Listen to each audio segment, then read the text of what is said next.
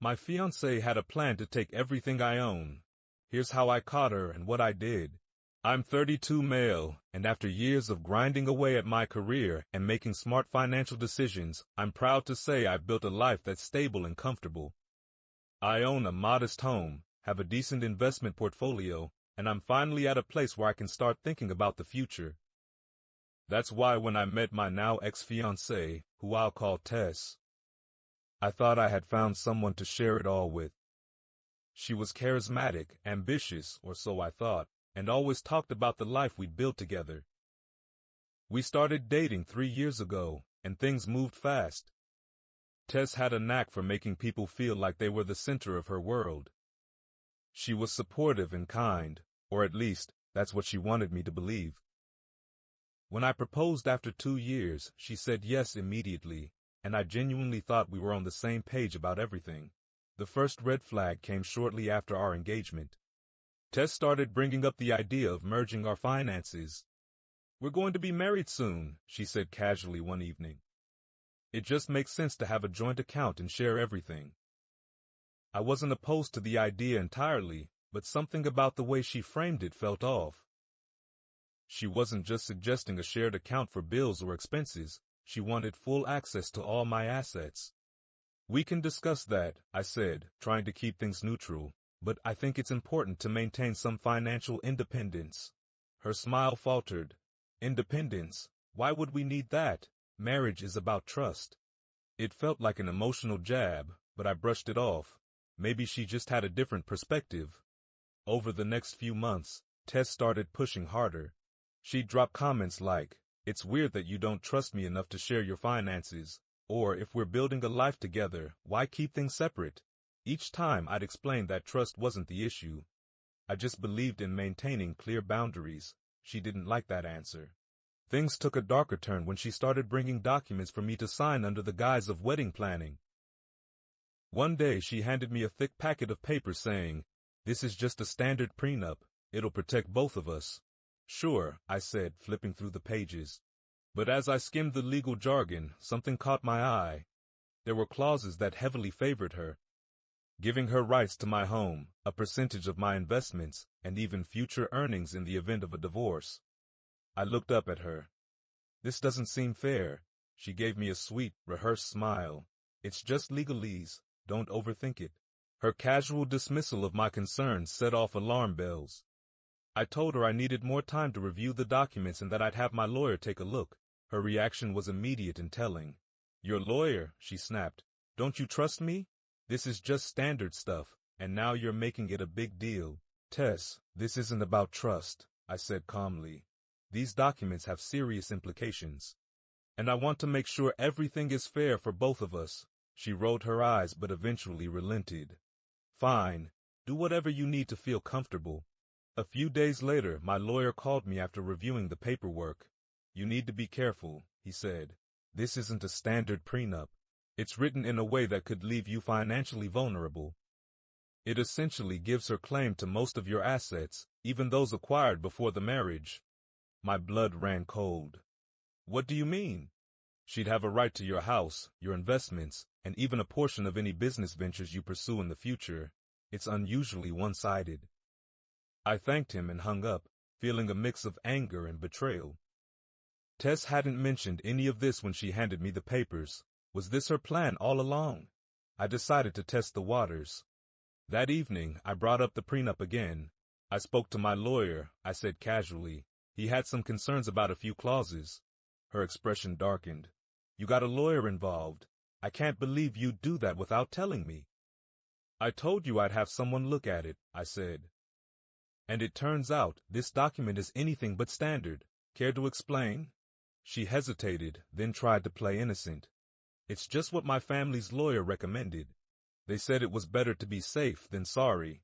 "Safe for who?" I asked pointedly. "Because it sure doesn't seem like it's designed to protect me." Her mask slipped for a moment, and I saw a flash of frustration. "Fine," she said. "Maybe it's a little skewed, but that's only because I've had bad experiences in the past. You wouldn't understand." "Then let's work together to draft something fair," I suggested. Her response was immediate. Either you trust me enough to sign it, or maybe we shouldn't be getting married. That was the moment I realized this wasn't about love or trust. It was about control. She wasn't looking for a partnership. She was trying to secure her financial future at my expense. The next day, I decided to dig deeper. Something about Tess's urgency to push this document on me didn't sit right. I started paying closer attention to her behavior, her conversations, and even her phone. I'm not proud of snooping, but something told me I needed to protect myself. That's when I found the smoking gun. Tess had left her laptop open one evening, and I noticed an email thread with her family's lawyer. In it, she had explicitly asked for clauses that would give her control over my home and investments. One line in particular made my stomach churn. He'll never notice if we frame it as standard. He's too trusting. I took screenshots of everything and forwarded them to my email. At this point, it wasn't just about protecting my assets. It was about exposing the person I thought I'd spend my life with. The final straw came when she tried to trick me into signing the documents without further discussion. One evening, she brought out the papers again, saying, "I spoke to the lawyer, and we made a few changes. You can sign this now. It's ready." I glanced at the papers and immediately noticed they were the exact same as before. "Tess," I said, holding up the packet, "you didn't change a thing. Did you really think I wouldn't notice?" She froze, then quickly recovered. "I didn't want to overwhelm you with legal jargon again. It's basically the same, but I simplified it." "You mean you left it exactly as it was?" I said. "Why are you so desperate to get me to sign this?" She didn't answer, instead doubling down with emotional manipulation.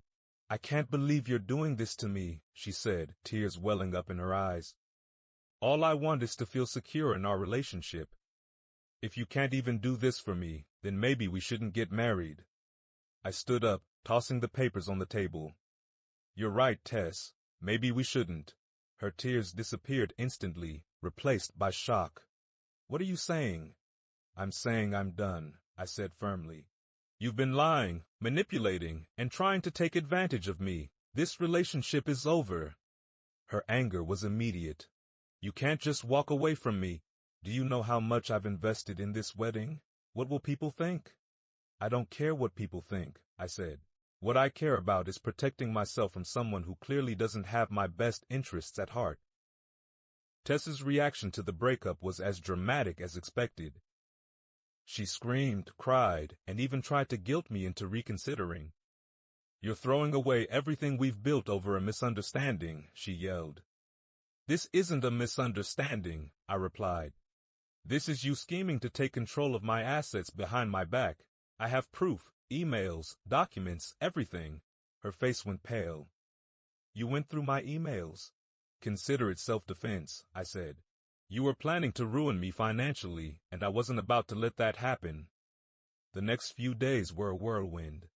I called off the wedding, informed my family and close friends of what had happened, and cut all contact with Tess naturally.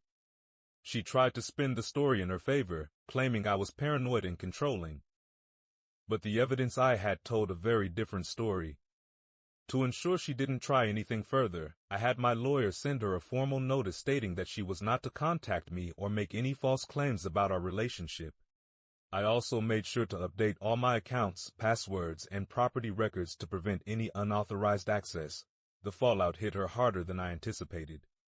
Mutual friends began to distance themselves from her when they learned the truth. Some even reached out to apologize for doubting me. "I can't believe she'd stoop so low," one friend said. "You're better off without her." It turns out, Tess had a pattern of using people for financial gain. After our breakup, stories started surfacing about her past relationships and how she had tried similar tactics before. It was both infuriating and vindicating to realize that I had been just another target in her web of manipulation. In the months that followed, I focused on rebuilding my life. Without Tess's toxic influence, I felt freer than I had in years. I poured my energy into my career, reconnected with friends I'd lost touch with, and even took a solo trip to clear my head. It wasn't easy, but it was worth it.